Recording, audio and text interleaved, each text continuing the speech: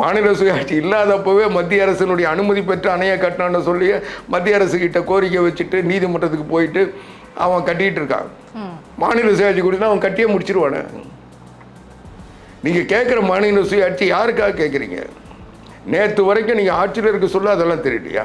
அன்னைக்கு சொன்னார், இலங்கையில் கொத்து கொத்தா தமிழர்கள் கொல்லப்பட்ட போது 1 லட்சம் பேருக்கு மேலே பதுங்கு குடிகளெல்லாம் இருந்தவங்கள வெளியே கூப்பிட்டு உண்ணாவிரதம் 1.5 மணி நேரம் உண்ணாவிரதம் இருந்து 1.5 லட்சம் பேரை சாகடித்த போது அப்போ திமுக என்ன சொல்லிச்சு? இதே கருணாநிதி என்ன சொன்னார்? மத்திய அரசுக்கு நாங்கள் ஒரு அடிமை இன்னொரு அடிமைக்கு உதவ முடியுமான்னு கேட்டாங்கல்ல.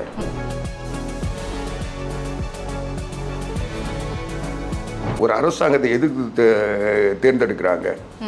மக்கள் அமைதியாக வாழணும், அவங்களுக்கு தேவையானது கிடைக்கணும், மக்களுக்கு எந்தவித பிரச்சனை இல்லாமல் அவங்களுடைய சுதந்திரத்தில் மற்றவங்க தலையிடக்கூடாது, மற்றவங்களுடைய சுதந்திரத்தை இவங்க தலையிடக்கூடாது, ஒரு பொதுத்தன்மையோட ஒரு பீஸ்ஃபுல் வாழ்க்கையை தானே மக்களுக்கு தரணுன்றது தான் ஒரு அரசாங்கத்துக்கு வாக்களிக்கிறாங்க. அண்ணா திராவிட முன்னேற்ற கழகம் அமைதியான வாழ்க்கையை தரோன்னு சொல்லி நாங்கள் வாக்கு கேட்குறோம். தமிழ்நாட்டை அமைதி பூங்காவை வச்சிருப்போம்னு சொல்லி வாக்கு கேட்குறோம். ஸ்டாலின் என்ன சொல்கிறாரு? போராடுவோம் வாங்க, எங்களுக்கு ஓட்டு போட்டு நீங்கள் போராடுங்கன்றாரு. இது ஒரு அரசாங்கத்தினுடைய கொள்கையாக இருந்தது. நான் அந்த மாநிலம் உருப்படுமா? நான் என்ன சொல்றேன், நீங்க போராடுங்க. நீங்க உள்ள வந்துச்சு வெளியே வந்துச்சு, பாஜக உள்ளதான் இருக்கு. இந்தியாவை ஆள்றது அதிமுக கூட உள்ள இருக்கு. தமிழ்நாட்டுக்குள்ள பாஜக இன்னும் கால ஒன்றவில்லை. அதிமுக மூலமாக முயற்சி பண்ணிக்கிட்டு இருக்கு. சவிதா, நீங்க உங்களுடைய கற்பனை எல்லாம் கருணாநிதி பையன் ஸ்டாலின் சொல்ற மாதிரி சொல்லாத. இன்னைக்கு அவர் மத்திய அரசு யார் நினைக்குதோ அவங்க தான் கவர்னர் கையெழுத்து போட்டால் தான் எந்த சட்டமன்ற ஒருமனதாக தீர்மானம் நிறைவேற்றினா கூட கவர்னர் கையெழுத்து போட்டால் தான் சட்டம். இவங்களே மீத்தேன் இருக்கிறதுக்கு எரிவாயு எடுக்கிறதுக்கு போய் கையெழுத்து போட்டு அதுக்கப்புறம் தெரியாமல் கையெழுத்து போட்டுன்னுவாங்க. இவங்களே ஸ்ட்ரெட்லைட்டில் அந்த இடத்த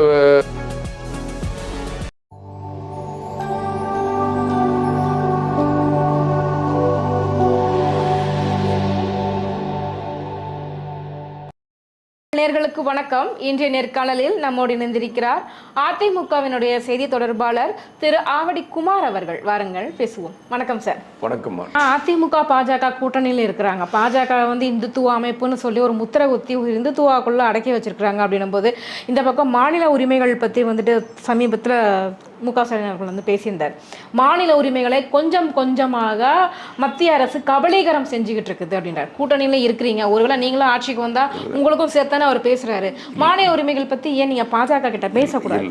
இல்லை, என்ன மாநில உரிமைகளை பாரதிய ஜனதா கட்சி வந்ததுக்கு பிறகு புதிய சட்டம் போட்டு நீக்கிச்சுன்னு சொல்லுங்க. நான் கேட்குறது, கொஞ்சம் கொஞ்சமாக சமீபத்தில் சொன்னீங்க.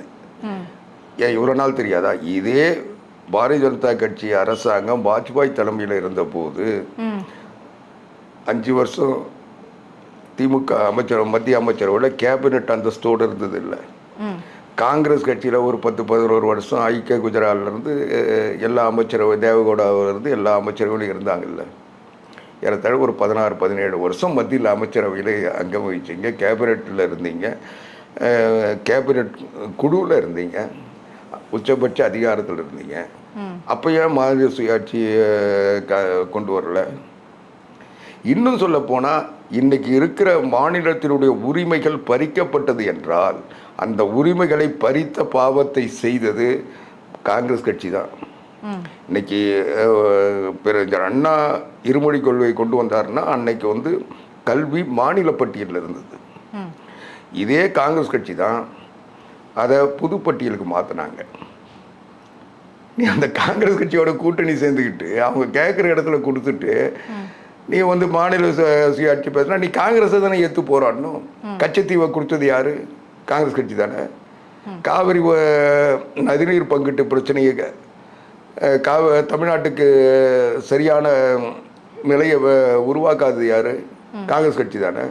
இவ்வளோ தூரத்துக்கு ரொம்ப தூரம் வேணாம். இன்னைக்கு கர்நாடகாவில் காங்கிரஸ் ஆட்சி தான் நடக்குது. மேகதாது அணையை அவங்க கட்டுறாங்களே, அதை போய் தடுத்து நிறுத்த முடிஞ்சுதா? இவங்க கூட்டணி தானே. ஐஎன்டிஏ, இணக்கமான கூட்டணி, பிணைப்பான கூட்டணி, ஒற்றுமையான கூட்டணி, கொள்கை கூட்டணி. போய் அங்கே கேட்க வேண்டியதானே. இது வரைக்கும் வாய் திறந்தாங்களா? இவங்க தோழமை கட்சி, இவங்களுடைய கொள்கை கட்சி, இவங்களுடைய கூட்டணி கட்சி அந்த ஆட்சியில் நடக்கிற அநியாயத்தை, தமிழ்நாட்டுக்கு எதிரான துரோகத்தை தடுக்க முடியல. இவங்க என்ன போய் கேட்க போகிறாங்க? கேரளாவில் யார் ஆட்சி நடத்துறது? இவங்க கூட்டணியில் இருக்கிற கம்யூனிஸ்ட் தானே. அங்கே முல்லை பெரியார் அணையில் அந்த பேபி அணையை சீரமைக்கிறது தமிழ்நாடு அரசு. அந்த அணை வந்து தமிழ்நாட்டினுடைய கட்டுப்பாட்டில் இருக்குது. தமிழ்நாடு அணை தான் அந்த கட்டினது மட்டும் இல்லாத பராமரிக்கிறது தமிழ்நாடு அரசாங்கம் தான் செய்யுது. அந்த அணையை பாதுகாக்கணும், அதுக்கு வந்து பராமரிப்பு பணியை செய்யணுன்ட்டு உச்சநீதிமன்றம் தீர்ப்பு தந்திருக்கு. அது அணையை 142 அடியிலேருந்து 146 அடியாக உயர்த்துறதுக்கு அனுமதி கொடுத்துருக்கு. 136லேருந்து 42 உயர்த்திருக்காங்க. அதுக்கு பிறகு அதை கூட அம்மா ஆட்சியில் தான் செஞ்சாங்க. இவங்க வந்து ஒன்றுமே செய்ய முடியல. 46லேருந்து 52 அடியாக உயர்த்தினோன்னா அந்த அணையில் இருக்கிற அந்த பழுதுபார்ப்பு பணிகள்லாம் செஞ்சு அந்த பேபி அணையை ஸ்ட்ராங் பண்ணணும்னு சொன்னாங்க.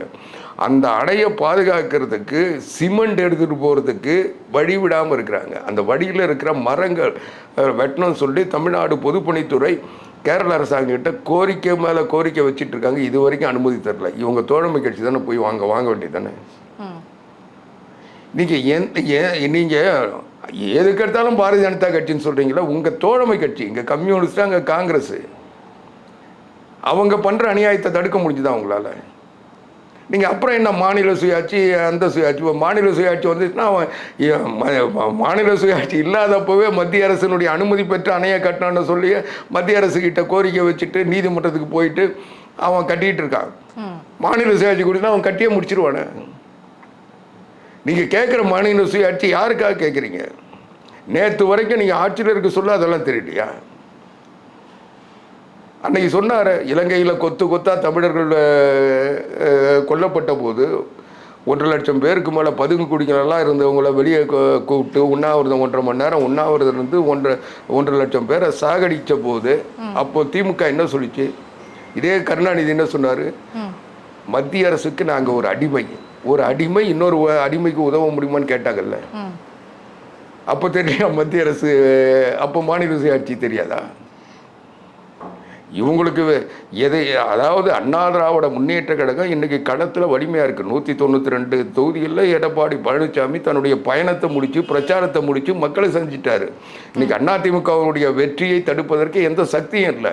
தமிழ்நாடு முழுவதும் அந்த 4.25 ஆண்டு எடப்பாடி பழனிசாமியினுடைய ஆட்சியும் இந்த 4.25 வருஷம் ஸ்டாலினுடைய ஆட்சியும் ஒப்பிட்டு பார்க்கும்போது எடப்பாடி ஆட்சி அமைதியான ஆட்சி, மக்களுக்கு நிம்மதியை தந்த ஆட்சி, மக்களுடைய தேவைகளை உணர்ந்து செஞ்ச ஆட்சி, அம்மாவின் வழியில் திட்டங்களையும் புரட்சித் தலைவர் எம்ஜிஆருடைய மனிதாபிமானத்தோடு செயல்பட்ட ஆட்சின்னு சொல்லி மக்கள் ஏற்றுக்கிட்டு எடப்பாடியாரை வரவேற்கிறாங்க. இன்றைக்கி ஸ்டாலினை பொறுத்த வரைக்கும்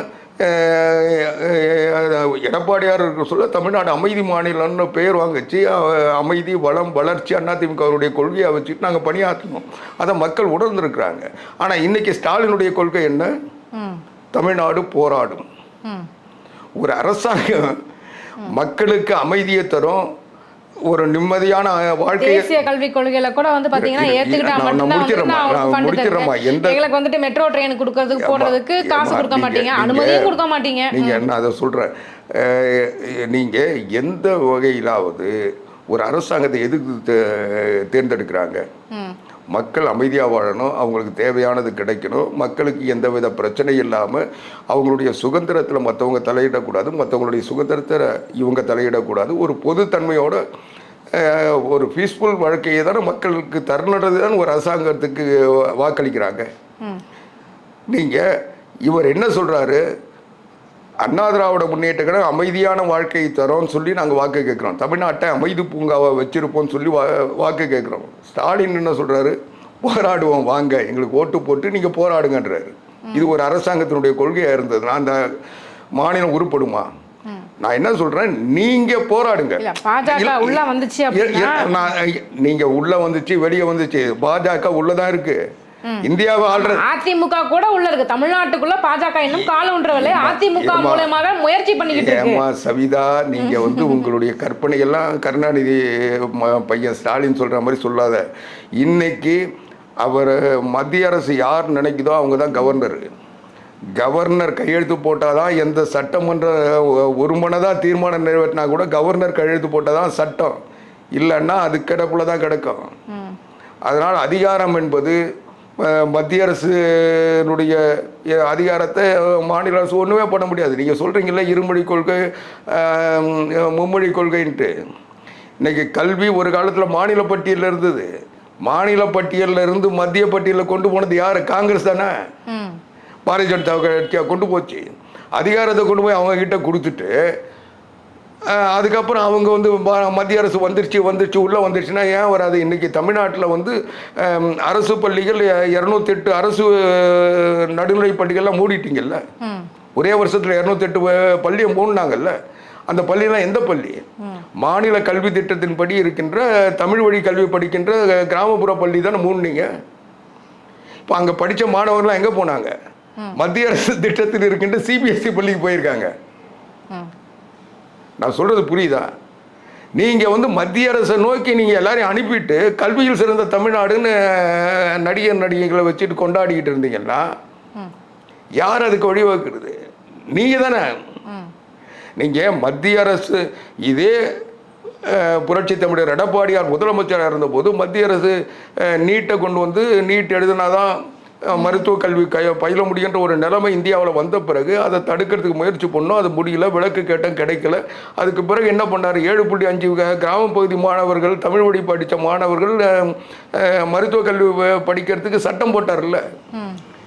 அவங்களுடைய கல்வி கட்டணத்தை கூட அரசாங்கமே கட்டணும்னு சொல்லி இன்றைக்கி அடுத்த வேலை உணவுக்கு வழி இல்லாதவங்க கூட மருத்துவ கல்வி பயிர்ந்து வருஷத்துக்கு ஒரு 600-700 பேர் வராங்கல்ல. அவங்க கல்வி பயில்றதுக்கு தமிழ்நாட்டில் 11 மருத்துவக் கல்லூரிகள், புரட்சித் தலைவர் அம்மா காலத்தில் ஒரு 7, மொத்தம் 18 மருத்துவக் கல்லூரிகள் இந்த 10 ஆண்டில் உருவாக்கணும்ல. இந்த 5 வருஷத்தில் என்ன உருவாக்குனீங்க? என்ன மருத்துவ இடங்களை நீங்கள் உற்பத்தி பண்ணீங்க? இல்லை நீட்டுக்கு 7.5 அங்கே கொண்டு வந்தோம், நீங்கள் அதை வந்து 8 ஆக்குனீங்களா? நீங்கள் எதையுமே செய்யாமல் அண்ணா திராவிட முன்னேற்ற கழகம் ஆட்சியில் செஞ்ச நன்மையெல்லாம் வச்சுக்கிட்டு தமிழ்நாடு வளர்ந்துச்சு, தமிழ்நாடு உலகத்தில் மற்ற மாநிலங்களோடு போட்டி இல்லை, உலக நாடுகளோடு போட்டின்னு சொன்னால் கோமாளின்னு தானே சொல்லுவாங்க. இந்தியாவில் ஏதாவது ஜிடிபி உயர்ந்திருக்குது, வருமானம் பெருகி இருக்குது, பெண்கள் அதிகமாக வேலைக்கு போகிறாங்க. நீங்கள் ஜிடிபி உயர்ந்திருக்குன்னா சராசரி உயர்ந்திருக்குன்னு கூட நான் எடுத்துக்கிறேன். ஜிடிபி வந்து ஒரு நிலையானதில்லை, மாற்றத்துக்கூடியது.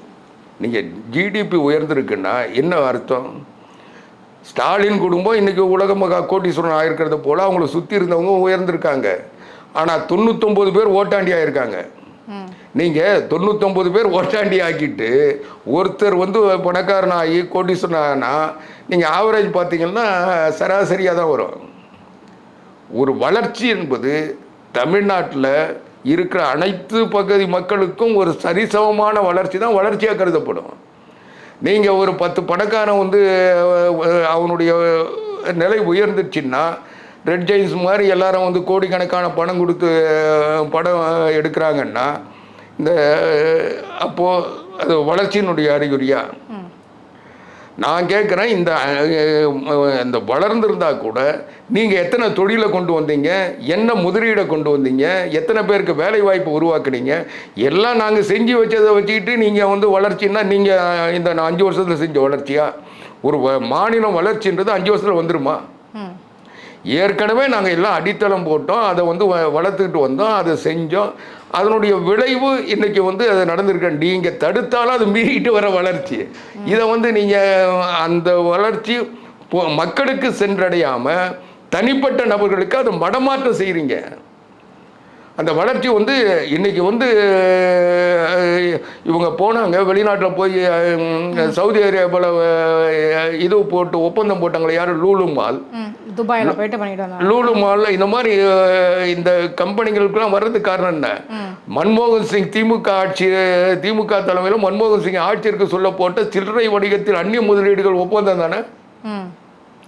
அன்னைக்கு நீங்கள் கொண்டு வந்த இந்த இது தானே தமிழ்நாட்டில் இருக்கிற சிறு வணிகர்களுடைய வயிற்றில் அடித்து இன்றைக்கி மால் வந்ததுன்னா அதுக்கு யார் காரணம்? திமுக காங்கிரஸ் ஆட்சி தானே, மன்மோகன் சிங் ஆட்சி தானே. அதனால் எல்லா தப்பும் இவங்க செஞ்சுருவாங்க. இவங்களே மீத்தேன் இருக்கிறதுக்கு எரிவாயு எடுக்கிறதுக்கு போய் கையெழுத்து போட்டு அதுக்கப்புறம் தெரியாமல் கையெழுத்து போட்டுன்னுவாங்க. இவங்களே ஸ்ட்ரெட்லைட்டில் வந்து அந்த இடத்த